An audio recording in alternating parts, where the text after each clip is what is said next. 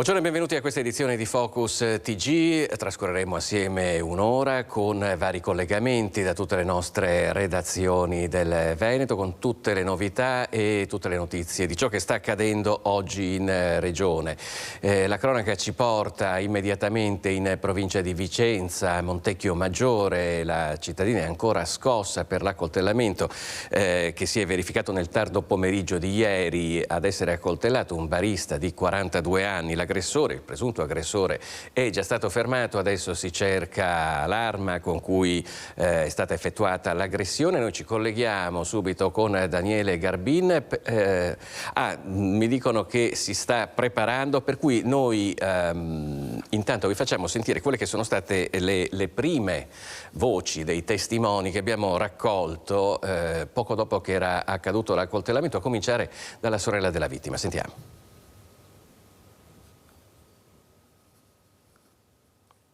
Siete tra i familiari, conoscevate, posso chiedere una frase, quello che si sa, quello che si può dire adesso? Abbiamo detto, abbiamo scritto, però non possiamo vedere faccia. Sì, al momento quello che si può dire. Perché non siamo gente che vogliamo. Non si può dire ancora niente. No. È una cosa del genere, non era mai successo. Adesso mai successo, adesso dobbiamo pensare al nostro fratello che si salva e questo è il nostro problema. Come sta? L'altra c'è il carabiniere che sa dire le cose. Come sta questo? Non sta bene, non sta, la critica la cosa e basta. Fatti del genere erano accaduti a una zona un po' pericolosa? Beh, qua a Montecchio no, assolutamente, cioè, tranquillo come zona, non è mai successo. Io non so niente, sono venuto per capire che hanno parlato di un accoltellamento, non lo so, ecco. E io sono preoccupato più che altro per il ragazzo che è un amico mio. Quando a volte passo di lì dico ciao, come stai, come sta tutta la tua famiglia, andavo lì, anche lui faceva musica apposta per noi e anche fa la festa morosi, San Valentino, venivano tutti ad accogliere per lui. Però ecco una cosa del genere. Mai visto, la prima volta ho preso paura. Questa zona qua è per me la prima volta. Zona tranquilla? Abbastanza, c'è sempre un movimento di ragazzi, però non so se chi fosse stata la persona che potesse avercela con lui, insomma, perché comunque è una bravissima persona. C'è il mio compagno che lo conosce anche personalmente ed è un bravo ragazzo, cioè lui si deve fare anche per il paese e tutto quanto, quindi sono un po' sconvolta. E allora queste erano le prime voci dei testimoni dell'accoltellamento a Montecchio Maggiore, poco dopo che era avvenuto il fatto, raccolte da Daniele Garbini, col quale ci colleghiamo adesso per avere le ultime novità, per cui la linea va a Montecchio Maggiore. A te Daniele. Sì, grazie della linea, buongiorno da Montecchio Maggiore, con me il sindaco Gianfranco Trapula. Buongiorno a tutti. Ecco, qui stiamo facendo il punto del drammatico fatto di cronaca di ieri pomeriggio alle 4, ricordiamo un accoltellamento.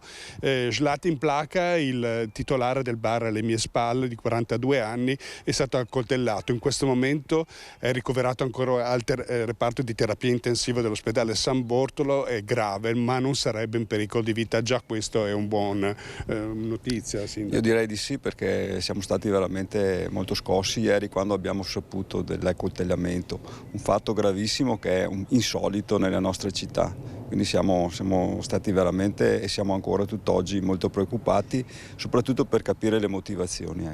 Ecco, ricordiamo il fatto, praticamente il titolare verso le 16 stava per aprire il locale quando da uno sconosciuto è stato colpito alle spalle con una prima coltellata che ha raggiunto il polmone, poi nella colluttazione una seconda invece ha trafitto alla coscia. Ecco, lì è stata attirata un po' l'attenzione dei passanti che sono intervenuti e sono riusciti in qualche modo a far scappare l'aggressore. Ecco, in questo momento poi i carabinieri della tenenza di Montecchio Maggiore e di Valdagno avranno fermato un sospettato. Ecco, in questo momento ci sarebbero degli accertamenti in corso. Sì, stanno proseguendo le indagini, è stato fermato appunto un uomo che corrisponderebbe alle descrizioni che sono state fatte, adesso però dovranno approfondire queste indagini.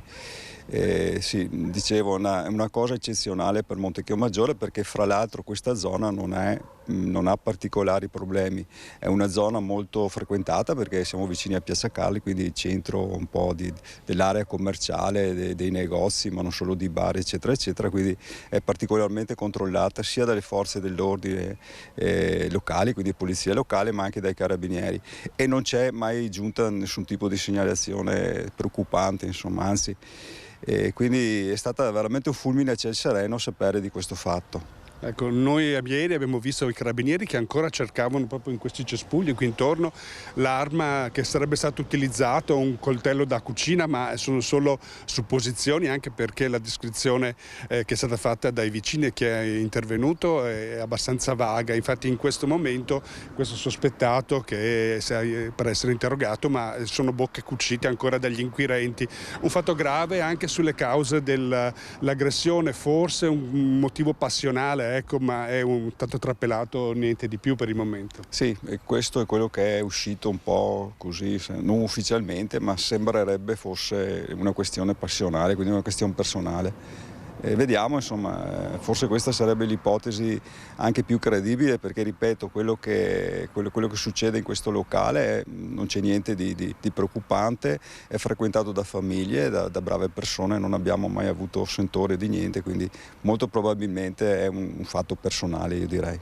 Ecco, allora per il momento, finché non ci sono aggiornamenti, direi che possiamo concludere qui da Montecchio. La salutiamo, signor Sindaco. Grazie a voi. Ecco, e con questo restituisco la linea allo studio.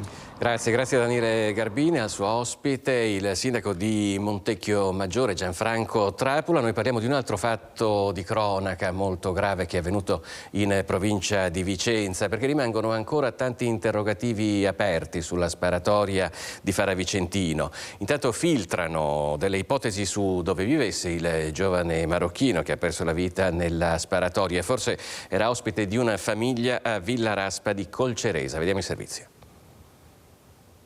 Quindi lei vive proprio nella casa accanto? Qua gialla, loro stanno su quella in mezzo. Avrebbe vissuto qui Sofin Bobgara, il 29enne marocchino morto nella sparatoria di Faravicentino. Sarebbe stato ospite, almeno per un periodo, di una famiglia italiana di origine marocchina, residente da molti anni a Villa Raspa di Colceresa, in via Giovanni XXIII.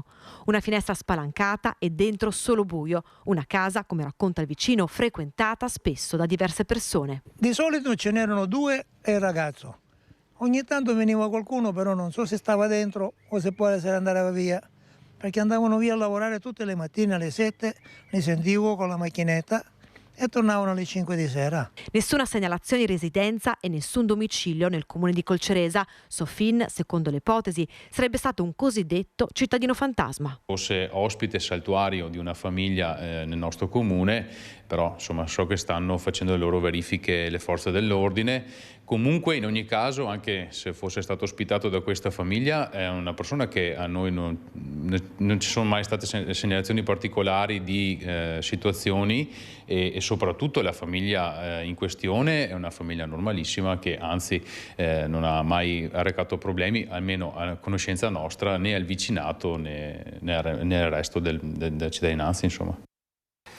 Questo è il servizio di Sharon Di Carlo da Colceresa. Adesso invece ci spostiamo a Padova perché è morto lo scooterista che era rimasto ferito in un incidente avvenuto ieri in via Tommaseo. L'automobilista trevigiano che ha provocato il tamponamento rischia ora di essere indagato per omicidio stradale. La procura ha aperto un'inchiesta sulla morte del motociclista cingalese coinvolto giovedì scorso in un tamponamento in via Tommaseo all'incrocio con la rotatoria di viale Codalunga. Indagato per omicidio stradale l'autista della Dacia Sandero, un 61enne trevigiano. L'uomo, prima di colpire gli scooter, avrebbe avuto un malore. Su questo indaga la polizia locale. Lo straniero è deceduto dopo il ricovero in terapia intensiva, dove era arrivato in condizioni disperate. La vittima era in sella al suo scooter quando, insieme ad un altro motociclista, è stato violentemente tamponato da un'auto che arrivava da via Tommaseo. I due motociclisti, che si erano fermati in attesa di affrontare la rotatoria, sempre molto trafficata, sono stati sbalzati con violenza contro una Range Rover. Il 56enne cingalese ha avuto la peggio e ha riportato forti traumi. Il secondo motociclista invece ha riportato ferite più lievi. Allora parliamo dell'avvertenza della Speedline di Santa Maria di Sala. Si tratta di un'azienda storica del territorio che è stata recentemente acquistata da una multinazionale olandese che però aveva deciso di trasferire anche i residui di produzione che erano rimasti in provincia di Venezia all'estero. Ci si sta cercando di salvare sia la produzione che i posti di lavoro. Martedì ci sarà un incontro al Ministero. Noi siamo in collegamento in diretta con Ilaria Marchiori che si trova a Santa Maria di Sala assieme a Sandro Ponchio. A voi la linea.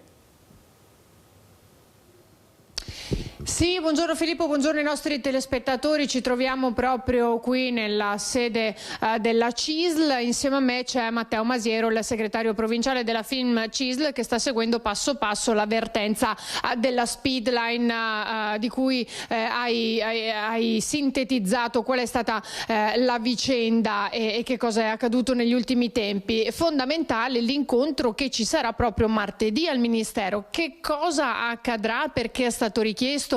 Quali sono soprattutto i punti su cui vi focalizzerete?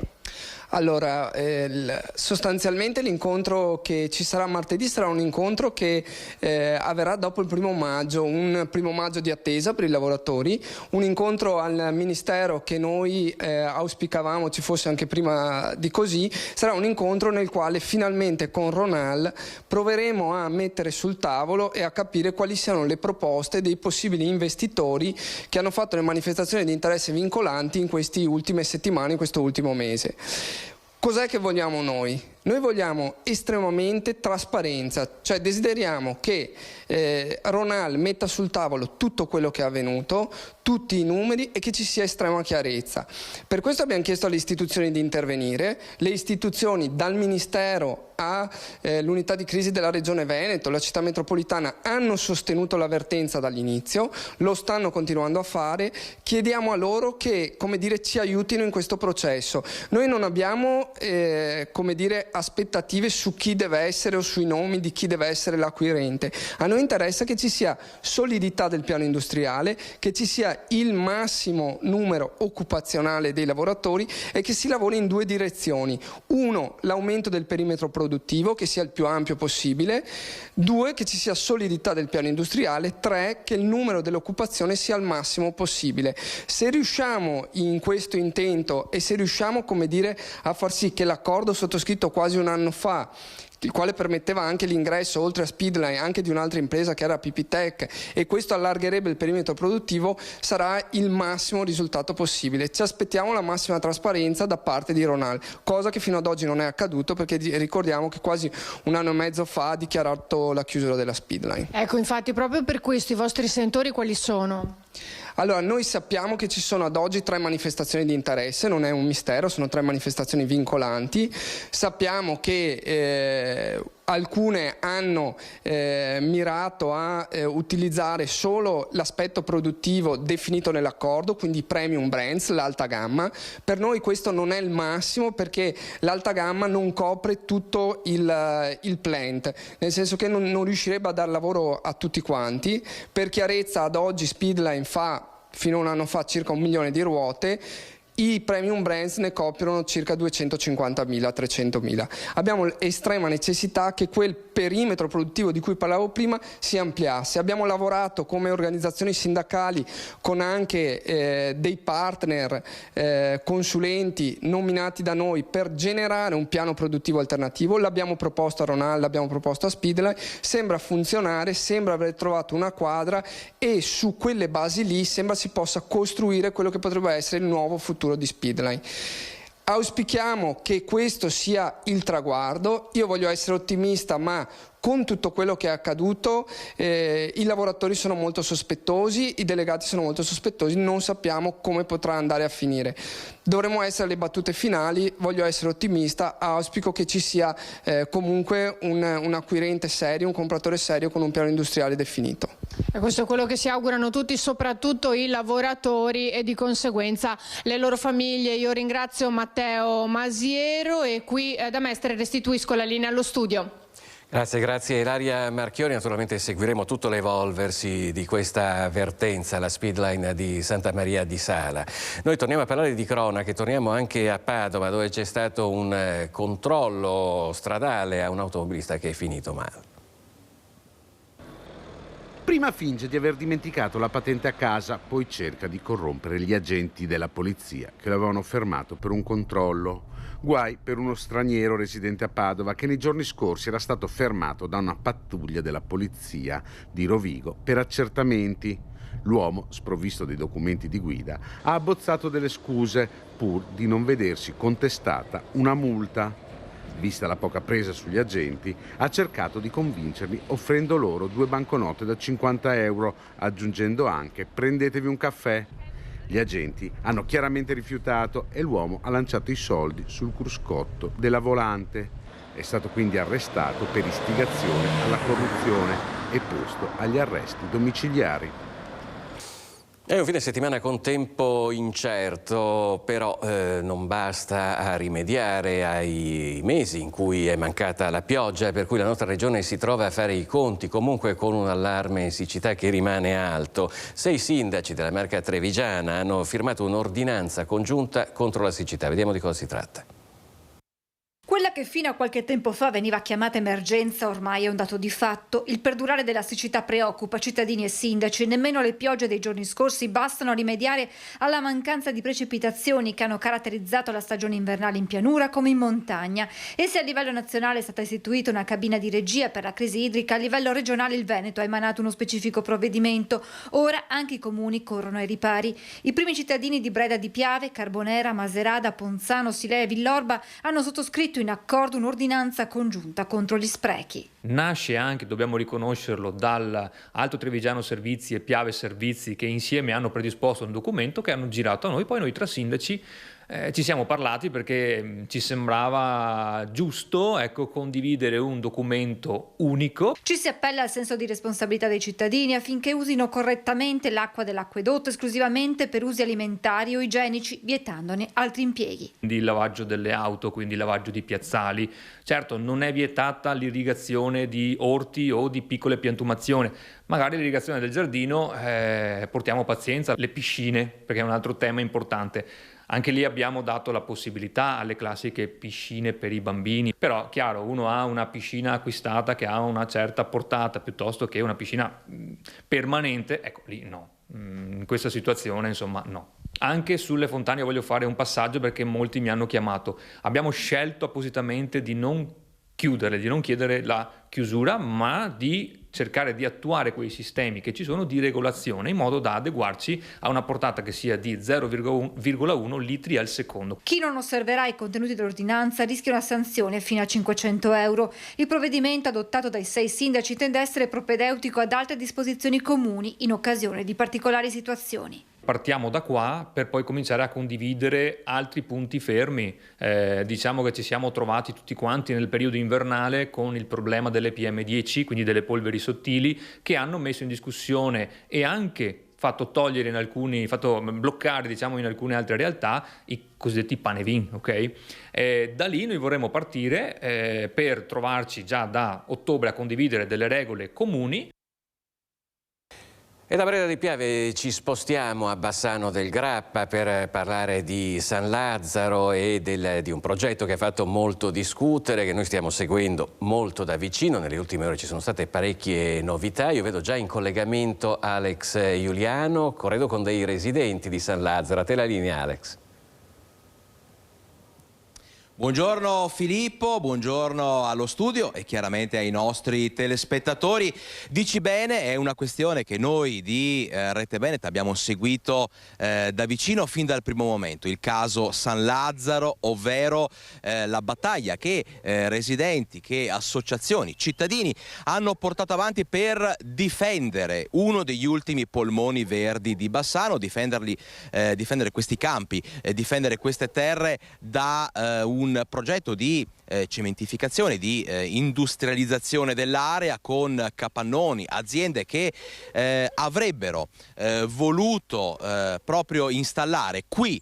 Il nostro Renzo Rigon prontamente ci fa vedere proprio una panoramica di quello che è San Lazzaro, del verde, dello scorcio di natura. Proprio qui avrebbero voluto installare alcuni insediamenti industriali. Ebbene, dopo una lunga, annosa, faticosa battaglia possiamo dire che perlomeno, insomma, una prima vittoria è arrivata. Perché? Perché sono arrivati dei no importanti, i no della provincia, i no del comune a quelli che sono i progetti di alcune aziende che appunto avrebbero voluto installare qui i loro capannoni. Ma per spiegarci un attimino bene il tutto è qui con noi Manuela Moccellin, che è la presidente di Area Bassanese, l'associazione che è stata fin da subito in prima fila per difendere San Lazzaro, per difendere Riva Bianca, Rambolina, questo scorcio di natura. E allora, Presidente, che cosa è successo in queste ultime ore? Perché insomma non possiamo parlare di una vittoria già certificata, però una tappa importante, una prima vittoria arrivata. Sì, buongiorno a tutti intanto.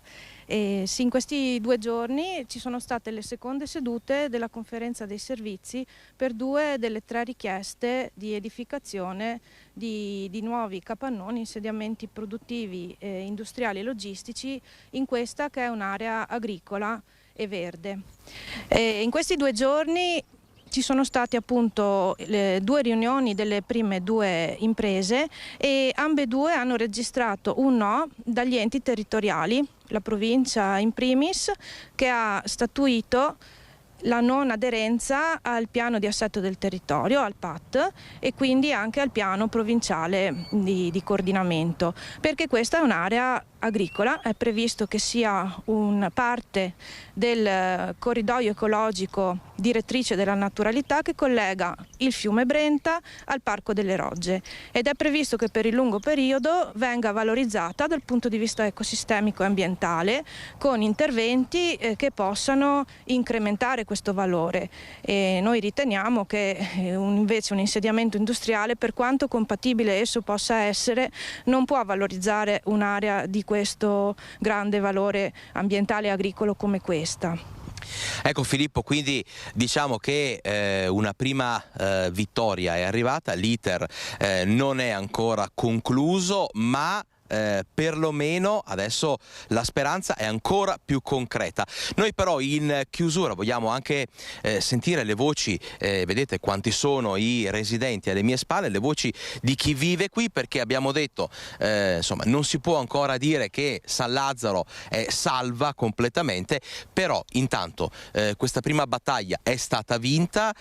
Voi come l'avete presa? Perché insomma adesso qui si respira un'aria meravigliosa, siamo in campagna, siamo nella natura e voi avete tirato un primo sospiro di sollievo.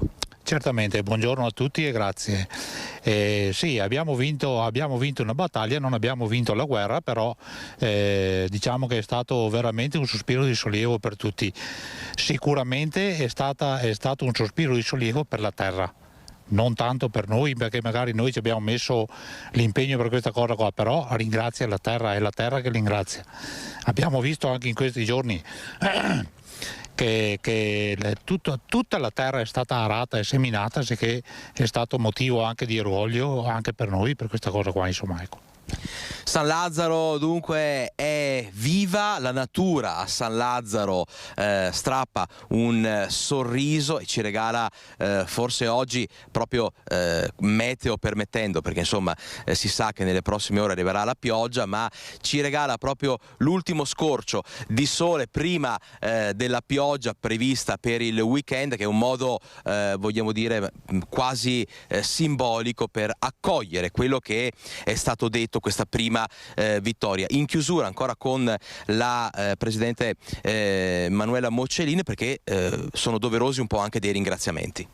Sì, in prima istanza noi vogliamo ringraziare lo studio Cerutti di Rovigo, in particolare l'avvocato Gianluigi e poi il figlio Riccardo, per averci affiancato fin dalle prime battute di questa battaglia ed essere sempre stati al nostro fianco fino agli ultimi giorni. Ecco, noi reputiamo gran parte di questo risultato all'intervento appunto al nostro fianco dello studio Cerutti. E poi è doveroso ringraziare anche tutta la cittadinanza che in modo corale ha sostenuto le nostre istanze. Filippo da San Lazzaro, da questo polmone verde di Bassano, direi che è tutto. Noi continueremo chiaramente a seguire la vicenda sempre da vicino, sempre al fianco dei cittadini.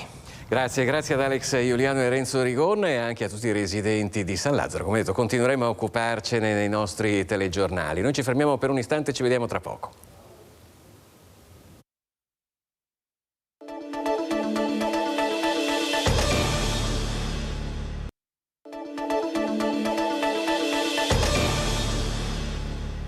Bentrovati con Focus TG, come sempre in diretta con tanti collegamenti da tutto il Veneto e tutte le notizie di quanto sta accadendo nella nostra regione. Ora parliamo del processo al cosiddetto clan dei Casalesi. C'è stata la richiesta da parte del pubblico ministero di 452 anni di condanna per i 46 imputati del processo.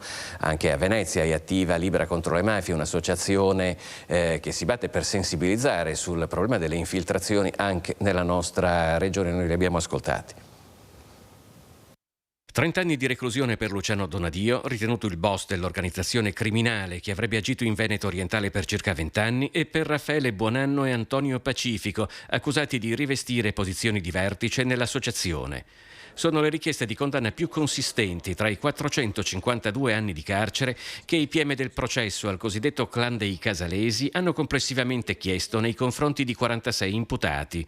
Per l'ex sindaco di Eraclea Mirko Mestre la richiesta è di 4 anni. Vi aspettavate una richiesta di 452 anni da parte del pubblico ministero? Ci speravamo. Anche perché dopo la Cassazione che aveva tutto sommato confermato l'impianto accusatorio, quindi avevamo buone speranze. Che ad Eraclea agisse un'associazione di stampo camorristico è stato infatti già stabilito nella sentenza definitiva della Cassazione del processo ad altri 16 imputati che avevano scelto il rito abbreviato.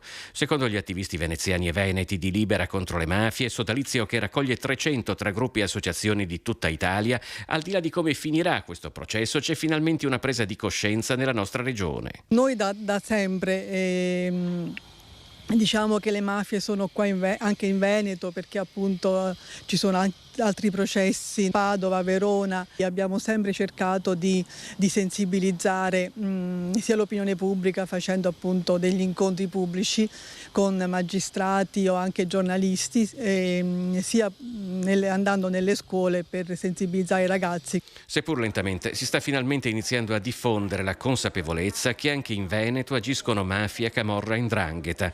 Importante in tal senso è stata anche la partecipazione al processo della Regione Veneto, culminata con la presenza in aula del presidente Luca Zaia. La partecipazione della Regione in questo processo ci fa ben pensare, insomma, che probabilmente stiamo sulla strada giusta.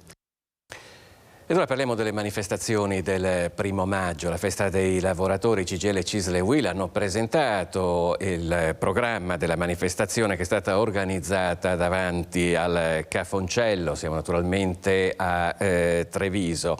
La festa dei lavoratori metterà al centro i 75 anni della Costituzione italiana e la salute. 1° maggio 2021 i sindacati decidono di celebrare la festa dei lavoratori davanti al Cafoncello per ringraziare gli operatori della sanità impegnati nella lotta al Covid. 2 anni dopo la manifestazione di CGIL, CISL e UIL torna nel piazzale dell'ospedale di Treviso, ma con un significato ben diverso. Siamo dentro un'emergenza ancora più grande perché la sanità oggi è in pericolo, troppa sanità privata, troppo poca sanità pubblica, le risorse non bastano più per sostenere la sanità pubblica, c'è bisogno di una nuova stagione di diritti universali e gratuiti per tutti. Se non c'è la sanità pubblica si muore, non si muore solo perché si perdono pezzi di ricchezza e di retribuzione, ma si muore perché non si hanno i diritti e non si possono tutelare i propri diritti. Emblematica la situazione che vivono molti anziani, denunciata dai sindacati. Troppi ne abbiamo oggi di pensionati che vengono nelle nostre sedi, ci dicono che non riescono ad ottenere tutele da parte della sanità pubblica, che sono costretti ad andare nel privato o a rinunciare a beni essenziali per la sopravvivenza perché devono curarsi. Per CGIL, CISL e UIL è necessario ridare dignità a chi lavora nella sanità pubblica e dettano le misure da mettere sin da subito in atto. Uno sviluppo occupazionale all'interno del mondo della sanità che vuol dire non solamente il recupero di un turnover, ma avere un qualche cosa di qui, quindi politiche occupazionali incrementali, contratti di lavoro capienti che danno la possibilità a chi oggi entra nel mondo della sanità di non essere attirato dal mondo del privato, una giusta formazione per quanto riguarda anche la componente universitaria, la ricerca. Quella, in occasione della festa dei lavoratori, sarà la prima di una serie di mobilitazioni che sfoceranno nella grande manifestazione in programma a Milano il 13 maggio. In quell'occasione, spiega il segretario generale della CGIL Mauro Visentin, porteremo all'attenzione anche gli altri problemi che ruotano intorno al mondo del lavoro e le nostre possibili soluzioni, da un fisco equo a nuovi salari con un rinnovo dei contratti sia pubblici che privati che tengano conto dell'inflazione, senza dimenticare, conclude Visentin, l'annosa questione della precarietà. E dunque queste le celebrazioni del 1° maggio a Treviso. Come vedete, a volte si parla di lavoro e di mancanza di lavoro, ma a volte mancano anche i lavoratori. Per esempio, secondo Veneto Lavoro, nel terziario di mercato e nella ristorazione nella nostra regione mancano circa 150.000 posti. Considerando solamente la ristorazione, mancano addirittura 25.000 persone. Il punto è stato fatto a Padova e vediamo il servizio. La nostra ristorazione sta soffrendo in questo momento per la mancanza di personale e quindi quasi oggi che vogliamo lanciare un messaggio: quanto è importante per i giovani riuscire a capire l'importanza del lavorare all'interno del comparto, chiamiamolo nostro, dei pubblici esercizi, perché prima di tutto sì, è un lavoro di sofferenza, però è un lavoro che ti dà 1000 opportunità. Perché quanti nostri che adesso sono grandi proprietari, grandi titolari di ristorazione sono partiti ovviamente dalle situazioni più basse, da lavorare come camerieri. L'ultimo caso del ristoratore di Jesolo che ha chiuso un locale a Treviso dopo appena un mese dall'apertura perché faceva fatica a trovare dipendenti è solo l'ultimo esempio concreto del grande problema che affligge il settore della ristorazione in tutto il Veneto. Un settore di eccellenza che vanta una gastronomia di tutto rispetto e una fama a livello nazionale, ma che non attrae forza lavoro. I vertici di FIPE e Ascom, riuniti a Padova per la giornata dedicata alla categoria, riflettono sulle cause, dalla pandemia che ha fatto migrare dipendenti verso lavori non stagionali e meno precari, agli orari fino agli stipendi. Dobbiamo ridare una grande dignità a questi lavoratori, perché chi lavora all'interno della nostra ristorazione, io dico sempre, è il nostro ambasciatore del turismo, perché ovviamente la prima persona che quando vai a mangiare chiedi le informazioni, ti danno il consiglio su cosa mangiare, quindi veramente ti dà grandi soddisfazioni. La spinta va data alla formazione delle nuove leve, rendendo l'impiego della ristorazione maggiormente attrattivo, una forza lavoro che, visto il problema della denatalità, va ricercata anche nel personale straniero. E la mancanza di risorse umane è un tema che ci sta mettendo veramente a dura prova e qualcuno anche sta pensando di ridurre l'orario di lavoro per poter colmare appunto questa mancanza. Noi dobbiamo assolutamente spingere anche la politica a fare dei ragionamenti completamente diversi. Oggi i tempi sono cambiati, la denatalità è qualcosa di concreto, c'è e non ci ha fatto niente per svilupparla e quindi dobbiamo attrezzarci, perché sennò nei prossimi anni avremo una carenza di forza lavoro che sarà impressionante. E sul fronte del turismo si prevedono parecchi arrivi nella nostra regione per il ponte del 1° maggio, così come era stato per il fine settimana di Pasqua e il ponte del 25 aprile. Particolarmente soddisfatti anche gli albergatori delle città d'arte, a partire da Padova. Siamo contentissimi, è partito un po' lento il ponte del 25, ma si è completamente ripreso, quindi siamo molto contenti, e anche per il 1° maggio direi che l'occupazione è ottima. C'è soddisfazione tra gli albergatori padovani per il weekend del 1° maggio. Le prenotazioni registrano il tutto esaurito, un crescendo da Pasqua fino ad oggi che ha visto sempre più turisti prenotare una stanza all'ombra del Santo. Merito anche del marketing del territorio che è stato fatto, non ultimo il riconoscimento dei cicli pittorici del Trecento come patrimonio UNESCO, che ha portato un valore in più per scoprire la città e il territorio che la circonda. Diciamo che è stata fatta un'ottima campagna pubblicitaria, Padova ha cominciato finalmente a farsi conoscere non solo in Italia ma anche oltre, quindi all'estero. Chi viene torna perché scopre una città che non si aspettava, quindi con delle bellissime cose da visitare, la cultura, tutto il comparto dei colli, l'enogastronomia, quindi diciamo che le vie d'acqua, diciamo che non ci manca assolutamente niente, dobbiamo solo continuare a farla conoscere, a pubblicizzarla e ad attirare i turisti. E rimaniamo a Padova, adesso ci colleghiamo in diretta con Francesco Ratai per una questione che riguarda il cavalcavia Borgomagno, per il quale è partita una raccolta firme, ma ci spiega tutto Francesco Ratai da Padova, te la linea. Buongiorno da Padova, siamo davanti alla sede del quartiere Arcella. Con me è Eleonora Mosco, consigliere comunale della Lega e capogruppo in Consiglio Comunale, e l'eurodeputata Paola Ghidoni. Perché siamo qua? Perché la Lega ha deciso di far partire una raccolta firme per la questione della chiusura del cavalcavia Borgomagno in direzione Padova-Arcella. Come sta andando la raccolta firme? Quali sono i vostri obiettivi? La raccolta firme è iniziata questa mattina, sta dando un ottimo riscontro, tantissimi sono i cittadini che oggi sono venuti sin dalle prime ore per sottoscrivere una raccolta firme che è una raccolta firme di buon senso.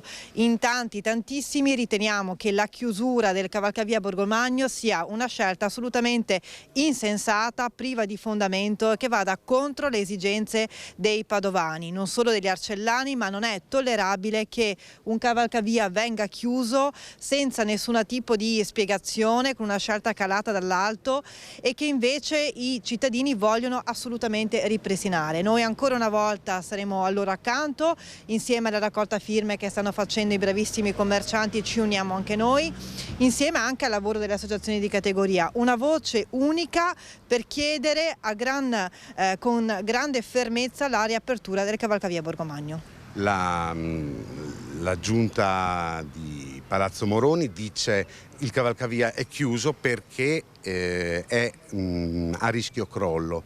Voi non siete convinti di questa giustificazione? Guardi, noi abbiamo sentito fare tantissime promesse in campagna elettorale e dopo la campagna elettorale tantissime scuse per giustificare le mancate promesse. Noi pensiamo che serva responsabilità e serietà quando si prendono le decisioni che ricadono sulla vita dei cittadini. Attendiamo a gran voce che Giordani e Ragona vengano con le carte e ci spieghino le vere ragioni dietro a questa scelta insensata e controproducente per i padovani. Prego. No, e quindi noi chiediamo assolutamente che vengano a riferire in Consiglio senza campare scuse, ma con delle motivazioni fondate. Onorevole Ghidoni, quello che voi lamentate principalmente è anche la mancata concertazione con chi sul territorio lavora e ci vive. Ma assolutamente sì, non è stata fatta nessun tipo di concertazione. Ricordo tra l'altro che durante il seppur breve periodo del sindaco Massimo Bitonci, il sindaco frequentava il quartiere e veniva costantemente a sentire la voce dei cittadini di questo quartiere, che è un quartiere bellissimo, era un quartiere vivacissimo, pieno di negozi. Io parlo, guardi, più da cittadina che da politico, perché è un quartiere che ho sempre frequentato moltissimo e ho visto l'evoluzione negativa che ha avuto, ahimè, nel tempo. I negozi, quelli che caratterizzavano questo luogo, via via hanno chiuso, all'inizio per la questione del tram, perché sono saltati tutti i parcheggi, la possibilità di parcheggiare e quindi le attività commerciali hanno in buona parte chiuso, sostituite da attività commerciali di altro tipo che hanno poi portato a un degrado di questo quartiere, a un degrado totale e quindi questa misura non fa altro che portare ulteriore degrado perché isola un quartiere che invece, ripeto, era un quartiere bellissimo e vivacissimo. Bene, grazie all'onorevole Ghidoni e alla consigliera Mosco. Io restituisco la linea da Padova. Grazie a Francesco Ratai e Federico Cibotto e naturalmente i loro ospiti. Noi adesso voltiamo pagina perché c'è un nuovo allentamento delle misure anti-Covid. Dal 1° maggio cadrà l'obbligo di mascherina negli spazi comuni degli ospedali. Massima discrezionalità a direttori sanitari, pediatri e medici di base. L'obbligo di utilizzo delle mascherine resta nei reparti con pazienti fragili, addio al dispositivo invece negli spazi comuni come bar, mense, sale di stazionamento. Questo è il senso dell'ordinanza del Ministro della Salute Orazio Schillaci, valida a partire dal 1° maggio per pazienti, personale e visitatori. Resta quindi la prescrizione nelle aree ad alta intensità di cura dove sono presenti soggetti anziani e immunodepressi. A identificarle saranno le stesse direzioni sanitarie che avranno ampi spazi di manovra anche nell'individuare le zone mascherina free. Prevale la massima cautela poi negli hospice, nei centri riabilitativi e nelle case di riposo. Credo sia giusto proprio perché è una disposizione che diventa faticosa, lo vedo anche nel mio ospedale, no? La gente entra negli spazi dove appunto il rischio è minimo o comunque molto simile a quello della vita comune e quindi significa far perdere il valore dell'uso della mascherina, sicuramente fondamentale nell'RSA per gli operatori, per i visitatori, perché lì appunto ci sono e ci saranno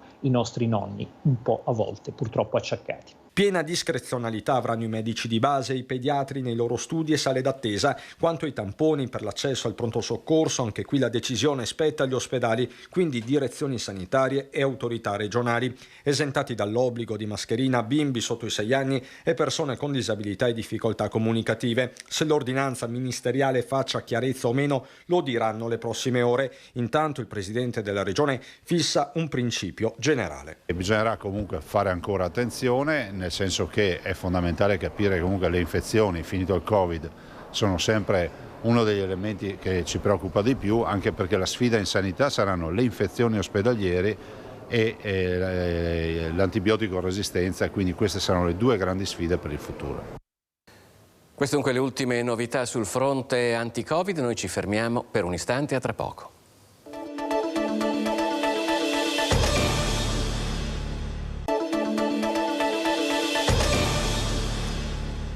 Nuovamente in diretta con Focus TG, adesso ci spostiamo a Venezia dove è arrivata la Madonna Pellegrina di Fatima, resterà in città fino all'8 maggio e sarà custodita nella chiesa di San Salvador dove in qualunque ora del giorno i fedeli potranno recarsi per un momento di raccoglimento e di preghiera.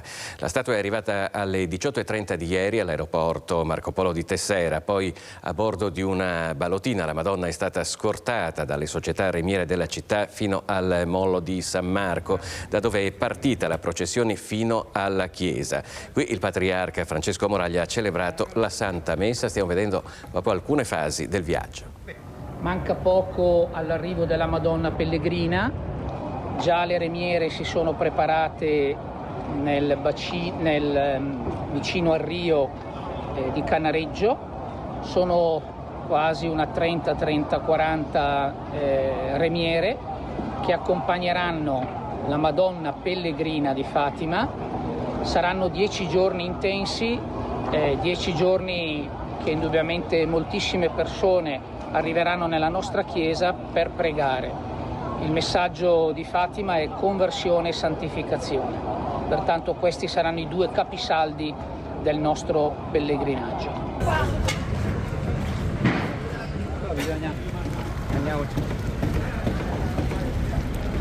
Andiamogli. Troppo il ponte per cortesia.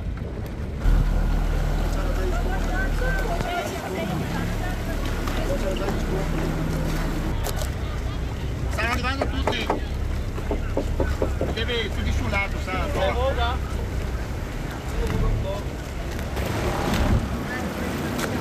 Vai così? Sì, rallenta.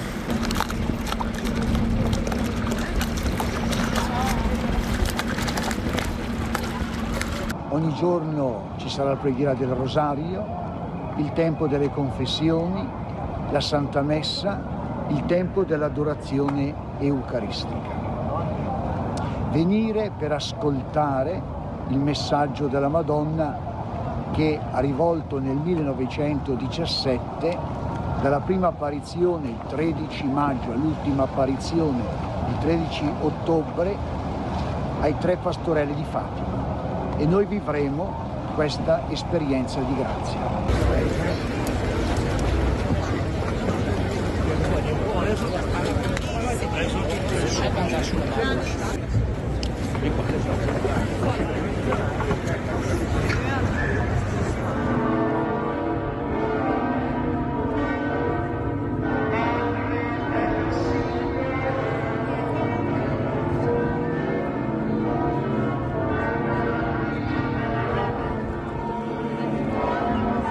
Prima della redenzione.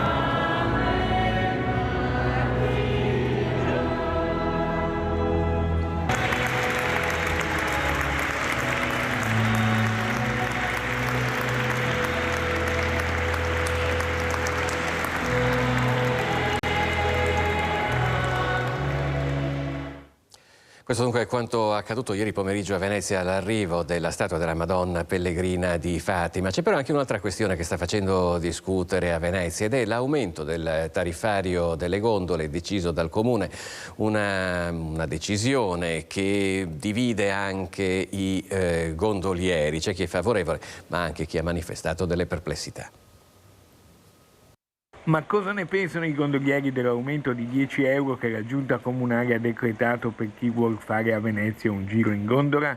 I prezzi, come è noto, saliranno per un tour della durata di mezz'ora a 90 euro durante il giorno, 110 euro la sera.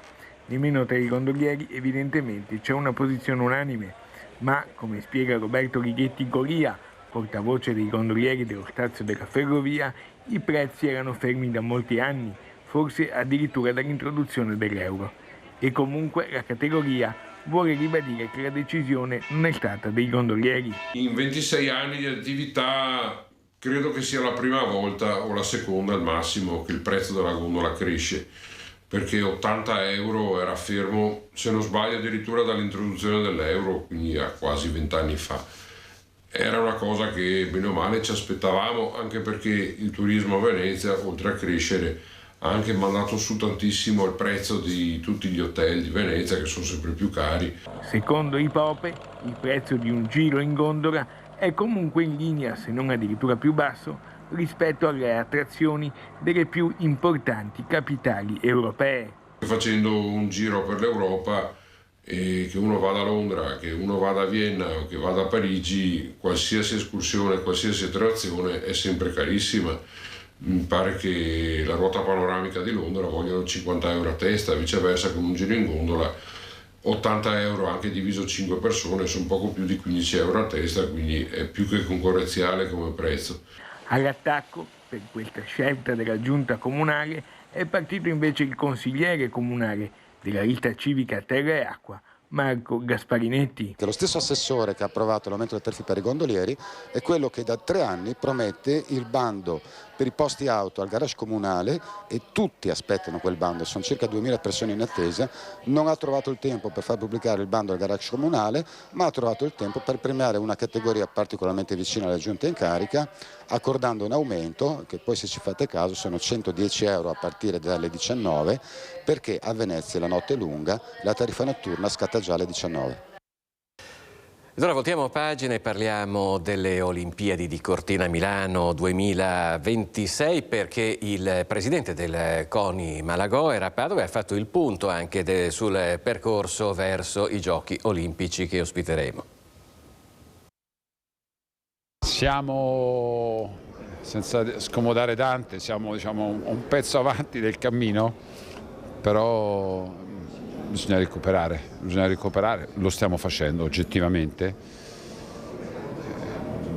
Non sarebbe serio non dire che, insomma, rispetto alla tabella sono stati accumulati dei ritardi, senza dire perché, per come, perché lascia il tempo che trova, ma nella migliore tradizione italica. Quello che è sicuro è che non solo c'è l'intendimento, la volontà,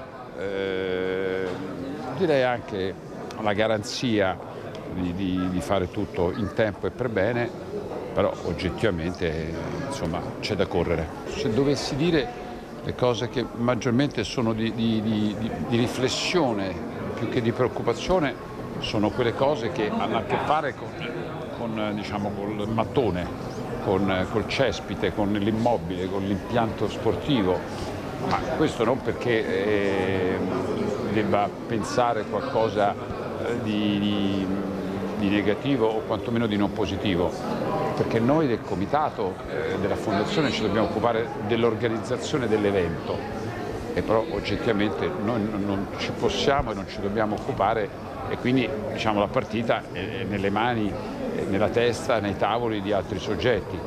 Noi dobbiamo personalizzarli gli impianti, dobbiamo allestirli, dobbiamo organizzarli, appunto, dobbiamo creare i servizi, dobbiamo rispettare tutte quelle che sono le norme del contratto, per cui qui sono 2 binari paralleli, peraltro la fondazione è privata e la struttura è pubblica, però stiamo lavorando fianco a fianco, e su questo, devo essere sincero, è stato decisivo il fatto che il governo è sceso in campo in prima persona pesantemente con la cabina di regia. Noi come fondazione, l'amministratore Gatto l'altro giorno è stato molto chiaro, molto esplicito, dicendo che dovremo compensare tutto questo, ovviamente riducendo noi i costi di gestione interni a fronte di quello che sono le dinamiche anche sugli eventuali ricavi che ci potranno essere. Lo stesso discorso non è possibile farlo, ma però qui non è il mio mestiere, è di qualcun altro, è che se c'è, diciamo, un'opera, un cantiere, un budget, un preventivo, e ci sono dei costi che palesemente, d'altronde è un discorso che vale per tutto il mondo, aumentati,